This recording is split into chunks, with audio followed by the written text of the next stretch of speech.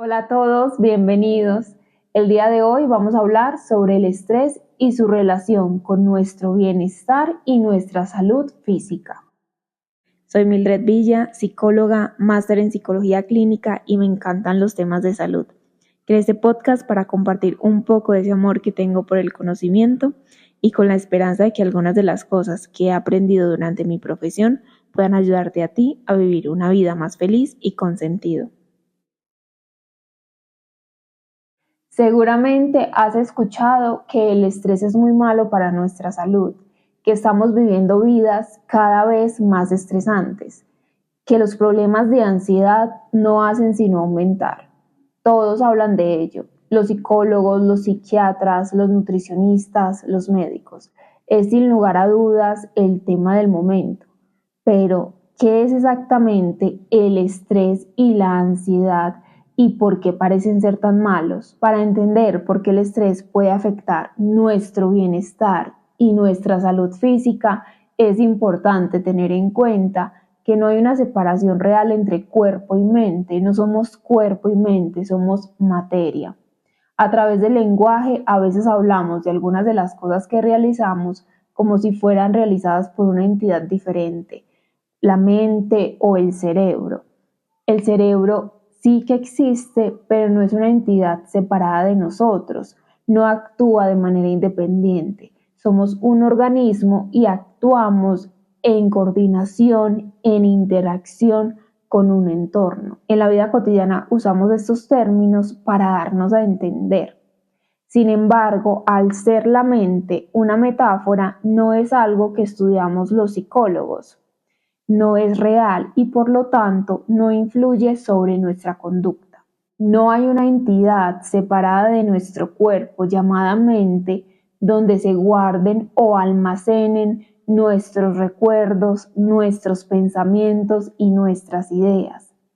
Pensamos, recordamos y tenemos ideas definitivamente, así como también hablamos y nos movemos, pero todo esto sucede en el momento presente y suele ser desencadenado por algún estímulo, un olor, un sonido, una situación podrían desencadenar un recuerdo, así como también el contacto con el fuego puede generar un movimiento automático de retirar el cuerpo del calor. Esto implica que cuando estamos estresados o sentimos ansiedad, todo nuestro organismo cambia.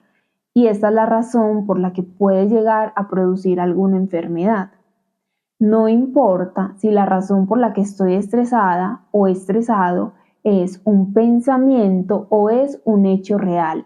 El efecto que tiene sobre mi organismo es exactamente el mismo. También es importante entender que cuando los psicólogos hablamos de conducta, nos referimos a todo lo que un organismo hace. Pensar, emocionarse, sentir, hablar, convivir con otros, moverse. Hay conductas que todos podemos observar cuando nos reímos, cuando lloramos, cuando hablamos con alguien o nos movemos. Y hay otras conductas de las que solamente nosotros mismos somos testigos, cuando nos emocionamos, cuando pensamos o cuando tensionamos ciertos músculos. Nuestra conducta se rige por 3 principios o leyes. Una ley científica es diferente a una teoría. Una teoría se puede volver una ley científica cuando a partir de la investigación descubrimos que siempre se da, que el fenómeno es replicable. En el caso de la ley de la gravedad, siempre que tiramos una manzana, esta siempre cae, nunca flota. Cuando hablamos de nuestra conducta, las 3 leyes que siempre se dan son las del aprendizaje uniestimular, las del aprendizaje por condicionamiento clásico y las del aprendizaje por condicionamiento operante. Estas leyes están interactuando todo el tiempo. Las divisiones realmente las hacemos por efectos prácticos, pero cuando hemos desarrollado miedo a algo, por ejemplo, a nuestras propias reacciones fisiológicas ante el miedo, en el caso de los trastornos de pánico, nos hemos sensibilizado a los pequeños cambios fisiológicos que noto, pequeñas variaciones en la frecuencia cardíaca, en la forma de respirar y en cualquier otro aspecto que yo ya haya relacionado con la ansiedad o que me puede anticipar un poquito esa ansiedad. Esto se da a través del aprendizaje uniestimular. Lo segundo es que he empezado a formar una asociación entre estas variaciones, entre estos signos de la ansiedad, como el tener un ritmo cardíaco acelerado, el tener una respiración agitada, el tener presión en el pecho. Todo esto lo empiezo a relacionar con estar en peligro, y esto se da a través del condicionamiento clásico. Lo tercero es que he empezado a realizar conductas que me permiten reducir el malestar a corto plazo. Esas conductas suelen ser de escape o de evitación. Las más comunes son el monitoreo constante de los síntomas fisiológicos, de cómo me estoy sintiendo, cómo está mi corazón, cómo está mi respiración, cómo se sienten mis manos, estar todo el tiempo monitoreando el cuerpo. La segunda más común es estar buscando explicaciones a por qué me pasa esto, por qué puede ser. Ese tipo de conductas, ese tipo de aprendizaje se da a través del condicionamiento operante. A pesar de esta continua interacción, solo voy a hacer referencia acá al condicionamiento clásico porque es el principio básico para poder entender nuestra respuesta de activación, el miedo, la ansiedad y el estrés. El miedo es una respuesta innata, una respuesta que no requiere aprendizaje previo para poder producirse. A este tipo de respuestas los psicólogos las llamamos respuestas incondicionadas. Todos reaccionamos con miedo cuando nos sentimos amenazados. Un bebé recién nacido, tú, tus padres, tus abuelos, tus vecinos, tus amigos y yo, absolutamente todo el mundo. Estas respuestas nos han sido heredadas porque nos han ayudado a sobrevivir por millones de años. Es un mecanismo de adaptación. Esto quiere decir que aunque vayas 20 años al psicólogo, no podrás eliminar ni la ansiedad ni el estrés. Lo que hacemos los psicólogos realmente es ayudarte a reducir la aparición de esta respuesta cuando es desproporcionada o cuando se está dando en situaciones en las que no debería darse. Cuando has aprendido a responder con ansiedad a situaciones cotidianas o a situaciones que no representan realmente una amenaza para tu supervivencia. En estos casos, esa respuesta de ansiedad empieza a generar más problemas que beneficios. Así como hay respuestas innatas, también hay estímulos innatos, o sea que sin aprendizaje previo, elicitan este tipo de respuestas incondicionadas. A este tipo de estímulos los llamamos estímulos incondicionados. Por ejemplo, la luz es un estímulo incondicionado y todos respondemos de la misma forma cuando nos exponemos a la luz. Las pupilas se contraen, hay una respuesta hormonal, se libera cortisol, hay una respuesta metabólica, se activa el sistema nervioso simpático y hay una serie de sensaciones que están relacionadas con este estado de activación, con el estado de alerta. Nos sentimos despiertos y activos. Para entender todos los cambios que se dan en nuestro metabolismo, debemos tener en cuenta que este funciona por ciclos. Estos ciclos controlan todos los procesos en nuestro organismo y es conocido como el ciclo circadiano. Hay un doctor colombiano que lo compara con el yin y el yang, porque justamente se trata de ese equilibrio perfecto entre relajación y activación, teniendo un poquito de descanso durante el día aunque estemos activos y un poquito de activación en la noche aunque estemos dormidos. El encargado de regular este ciclo es el sistema nervioso central y este se divide en dos: el sistema simpático y el parasimpático. El simpático se encarga de mantenernos alerta y activos, nos permite responder a las demandas del día a día y también es el que nos ayuda a preparar nuestro organismo para poder responder ante una amenaza y poder atacar o huir y ponernos a salvo. El otro sistema, el parasimpático, tiene funciones diferentes, pero también es muy importante. Nos permite descansar, mantener la calma, permite que se den procesos de reparación en nuestro organismo y también permite que podamos descansar y recargarnos para el siguiente día tener la energía suficiente para seguir respondiendo a las demandas de la vida cotidiana. Cuando todo funciona como debe ser, alternamos entre estados de activación y estados de descanso.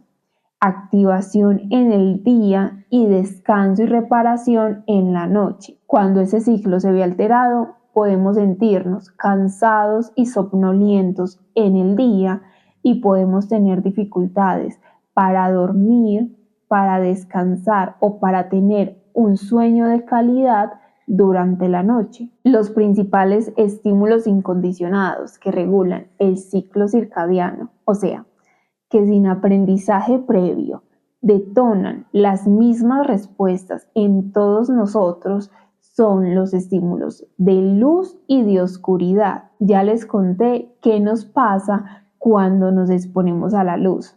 Ahora, cuando nos exponemos a la oscuridad, se dan otros procesos y todos respondemos de la misma forma. Las pupilas se dilatan, hay una respuesta hormonal, se libera melatonina, hay una respuesta metabólica, se activa el sistema nervioso parasimpático y hay una serie de sensaciones relacionadas con este estado. Nos empezamos a sentir cansados, somnolientos y nos vamos empezando a preparar para el sueño. Otros estímulos que también generan respuestas innatas de activación son los ruidos fuertes, la comida, el movimiento, las alturas. Y hay otros estímulos que pueden generar respuestas similares de activación, de ansiedad y de miedo, pero que dependen de nuestra propia historia. Porque, por así decirlo, esta capacidad para activarnos la han tomado prestada de los estímulos incondicionados. Son estímulos que se han asociado a los primeros, a los incondicionados o innatos, o que se han asociado con otro estímulo que ya estaba previamente asociado con un estímulo incondicionado. A estos los llamamos estímulos condicionados. Un ejemplo de este tipo de estímulos son los pensamientos, los animales, los símbolos, los lugares, casi cualquier otro estímulo. De hecho, hay una investigación súper interesante donde ponen a las personas que entren a una habitación y que lean ciertas palabras. Y estas personas, al leer palabras que ya están asociadas con estar retirados, en Estados Unidos como California, playa, empiezan a caminar más despacio. Y eso lo usan para decir que el pensamiento tiene mucho poder, más poder del que ni siquiera sabemos que tiene. Realmente lo que sucede en ese tipo de experimentos es que nosotros hemos asociado esas palabras con esos lugares y el tener esto asociado no es solamente que me recuerde el lugar, es que se generan muchísimas otras conductas, otras reacciones incondicionadas, automáticas. En el caso de las personas de este estudio era que empezaban a caminar un poquito más despacio. Estos estímulos son los culpables de que los psicólogos siempre digamos depende, porque la capacidad que tienen para detonar emociones, sensaciones, respuestas hormonales, respuestas metabólicas y cualquier otro tipo de respuesta va a depender de la historia personal de aprendizaje de cada persona con ese tipo de estímulos. Por ejemplo, si alguien llega y te dice mucho tonto o mucha tonta y se ríe, tu reacción no será igual a la de tu amigo, a la de tu vecino o a la mía. Tú podrías reírte y contestar con una broma a quien te dijo aquello si has aprendido que esa es la forma en la que le pones un poquito de humor a los errores que cometes. Tal vez esa conversación con tu amigo te relaje y dejes de prestarle atención a cosas a las que no deberías prestarle atención. Y sea después de esta conversación para ti muchísimo más fácil conciliar el sueño y relajarte. Tu vecino, en cambio, podría sentirse ofendido, podría regresar el insulto o reclamar respeto. Incluso podría quedarse rumiando toda la noche sobre esta situación, tratando de buscar la respuesta perfecta para responderle a esa persona la próxima vez que se lo encuentre.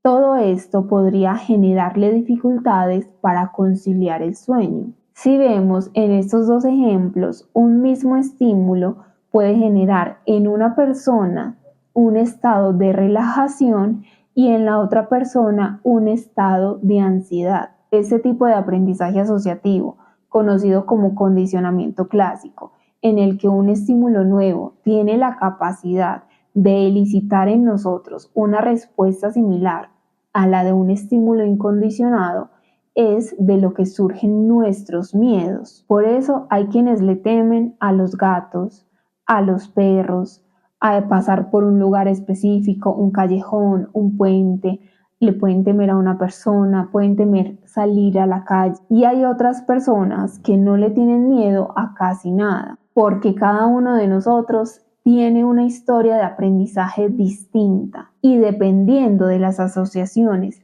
que haya tenido con diferentes estímulos, será su respuesta emocional. Algunos habrán asociado los perros con risas, familia, caricias y aventuras, y otros con mordiscos, malos olores, bacterias y suciedad. En resumen, el estrés está relacionado con una respuesta de activación que puede ser desencadenada por estímulos innatos o por cualquier otro estímulo que se haya relacionado con un estímulo innato. Y la respuesta de estrés desencadena cambios en lo que hacemos y en cómo nos sentimos, pero también a nivel metabólico, en nuestras hormonas, nuestra circulación, nuestra frecuencia cardíaca y en el desempeño de diferentes órganos.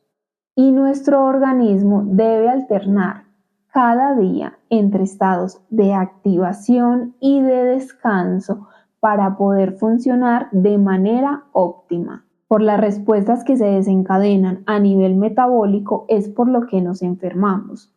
Si estamos expuestos continuamente a estímulos que elicitan en nosotros respuestas de activación y no nos exponemos de manera apropiada a estímulos que desencadenan respuestas de relajación, nuestro organismo deja de realizar o realiza de manera poco eficiente procesos de reparación y de recuperación. Vamos a centrarnos un poco en cómo hay estímulos que activan el sistema nervioso simpático. Este sistema tiene unos niveles óptimos de funcionamiento que se pueden ver alterados por una exposición continua a estímulos incondicionados y condicionados que elicitan su activación. Por ejemplo, la exposición a la luz solar, a la luz de las pantallas, de la casa o de la oficina, la exposición a ruidos fuertes, la respiración acelerada y superficial, la comida, la exposición a tóxicos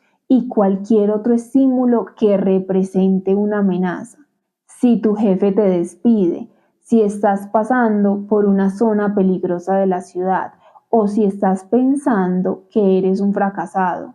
Esta modificación conductual sucede a todos los niveles del organismo, desde lo que pueden ver los demás como ser capaces de eludir el peligro, de correr, de gritar, de pedir ayuda, quedarnos estáticos o respirar más rápido, hasta nuestra conducta privada, tener mejor foco atencional, sentir miedo, excitación, rabia. Cambia también el metabolismo, la circulación, la frecuencia cardíaca y la respuesta hormonal.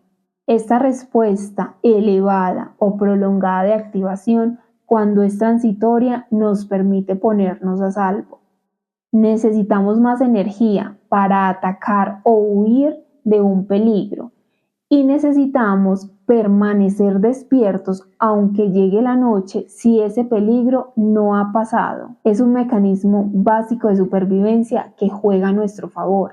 Visto desde este punto, la ansiedad o el estrés es nuestro mejor aliado. Sin este mecanismo, correríamos riesgos innecesarios y reduciríamos nuestra probabilidad de supervivencia. Además, es el que nos permite mantenernos activos y con energía durante el día. Así que la ansiedad es una forma específica de activación que varía dependiendo de aquello a lo que yo me debo enfrentar.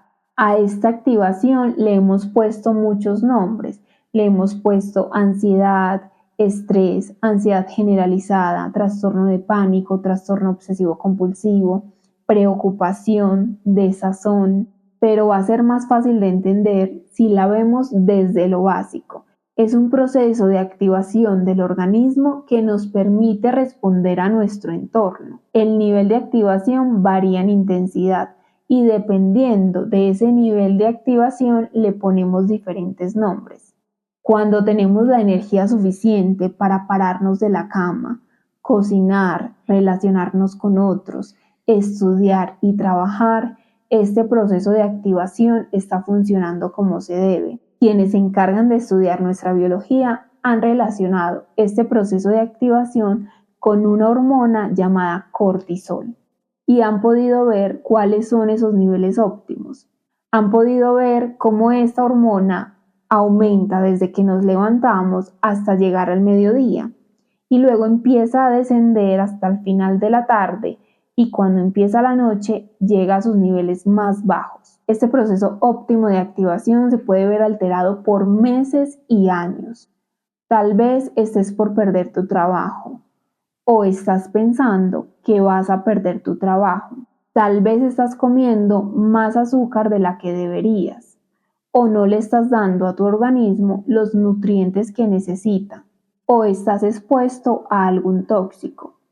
Tal vez estés en una relación altamente conflictiva, o estés durmiendo mal, o estés pegado de las redes sociales por horas y horas exponiéndote a la luz en momentos en los que necesitas exponerte a la oscuridad y escuchando historias que te alteran y te enojan cuando necesitas estar entrando en un estado de relajación y de descanso. Todo esto exige a nuestro organismo un esfuerzo extra por mantenerse activo en mayor intensidad o por más tiempo del recomendado, que a la larga lo desgasta. Cuando sucede algo en nuestro entorno que nos exige estar más alerta para defendernos o que requiere que aún no entremos en fase de sueño porque no estamos a salvo, nuestro organismo se adapta y modifica nuestro metabolismo para que podamos permanecer alerta y podamos estar listos para la acción. Este estado requiere de un gran gasto calórico. Necesitamos energía. Nuestro corazón late más rápido para poder llevar sangre a los músculos y prepararnos para correr. El flujo sanguíneo cambia y por eso podemos llegar a sentir hormigueo en las extremidades. Aumenta el azúcar en sangre porque necesitamos energía urgente. Se saca energía de la grasa que hemos almacenado. La respiración es más acelerada porque hay mayor demanda de oxígeno, nuestra otra fuente de energía aparte de la comida. Todos estos cambios suceden también a nivel celular. Hay unas partecitas pequeñas de la célula que son como los trabajadores de una fábrica y se encargan de usar la comida y el oxígeno y transformarlo en energía. Pero estos trabajadores no pueden hacerlo todo al mismo tiempo, así que priorizan nuestra supervivencia inmediata y postergan otros procesos habituales indispensables para mantenernos sanos. Nuestros pensamientos tienen la misma capacidad para disparar ese mecanismo de supervivencia que las amenazas reales, pero nadie quiere que su organismo deje de almacenar información, reparar tejidos, eliminar toxinas y recuperarse porque está preocupado por algo que tal vez no suceda nunca. Para poder tener energía y tener niveles óptimos de activación, debemos alternar con el descanso. Es como un carro. Imagínate que para que un carro funcione bien necesita de muchísimas cosas. Necesita gasolina. Nuestro equivalente acá sería la comida y el aire. De estos dos componentes obtenemos energía. Comer comida alta en azúcares, aceites vegetales, estar expuesto a tóxicos y respirar aire contaminado sería como echarle al carro gasolina de mala calidad. Al principio puede no notarse, pero con el tiempo esto termina dañando el carro y su funcionamiento. Suponiendo que le eches premium, igual debes permitir que este carro se apague cada cierto tiempo para que no se recaliente. Se debe llevar a revisión, se le debe cambiar el aceite, lavar y estar reparando uno que otro detallito de vez en cuando. Esto mismo sucede mientras dormimos, descansamos, pero también se hace mantenimiento. Se revisa y repara lo que necesite repararse. Se limpia el cerebro de proteínas innecesarias, se almacena información y se separan algunos recuerdos de la emoción asociada. Por eso, cuando discutes con alguien y te vas a dormir, al siguiente día tienes menos rabia. Cuando este proceso se da como debe de ser, te levantas fresco y con la energía suficiente para poder estar activo durante el día. Cuando se altera este ciclo de vigilia y de descanso, tienes menos energía al día siguiente. Comes peor porque en tu intento por reponer esa energía que te falta, buscas comida con alto contenido calórico.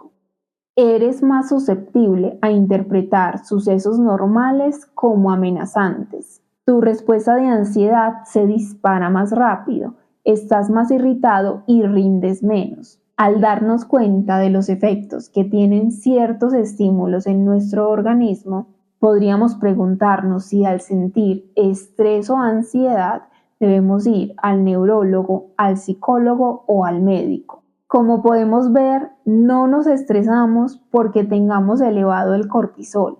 Nos estresamos porque nos exponemos a un estímulo que desencadena una respuesta de activación y dentro de esta respuesta de activación el cortisol es solamente una pequeña parte de esa reacción.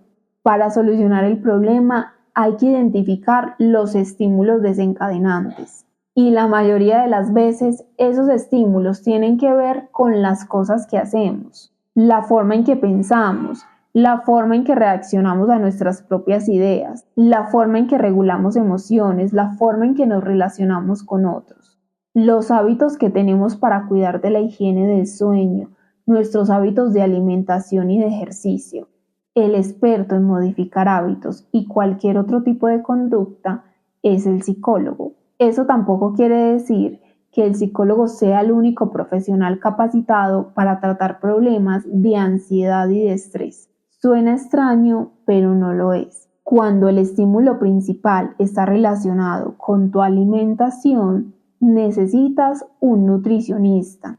Si tienes una enfermedad, un problema hormonal o cualquier otro problema metabólico, necesitas ir al médico. Habrá quienes sepan regular sus emociones y sus pensamientos y el problema sea que sean sedentarios y lo que necesiten sea un entrenador físico. Habrá muchos casos en los que no se trate de un solo estímulo, sino de una gran cantidad de estímulos que desencadenan, influyen y mantienen la respuesta de ansiedad. Por ejemplo, quien tiende a enfocarse en todo lo malo que sucede a su alrededor, no sabe manejar sus pensamientos, no sabe regular sus emociones, no duerme bien, no come bien, no se ejercita, se la pasa sentado, trabajando o viendo la tele, no se expone a la luz del sol, no tiene una buena postura y por tanto no respira bien, tiene alguna enfermedad, vive en una casa cuyas paredes tienen moho, consume grandes cantidades de licor, no sabe relacionarse con otros o está aislado. Al tener una visión más global de lo que es la ansiedad, será cada vez más común un tratamiento multidisciplinario. Para poder construir una vida con mayor satisfacción, bienestar y salud, necesitamos aprender a cuidar de nuestras relaciones, nuestros pensamientos, nuestras emociones, nuestro sueño. Necesitamos movernos y cuidar de nuestro entorno. Para muchos será suficiente con la información que obtienen a través de muchísimos profesionales que divulgan información científica. Otros necesitarán el acompañamiento directo de estos profesionales. Si estás experimentando ansiedad y se han agotado tus recursos personales para solucionar el problema, no dudes en pedir ayuda. Bonito día.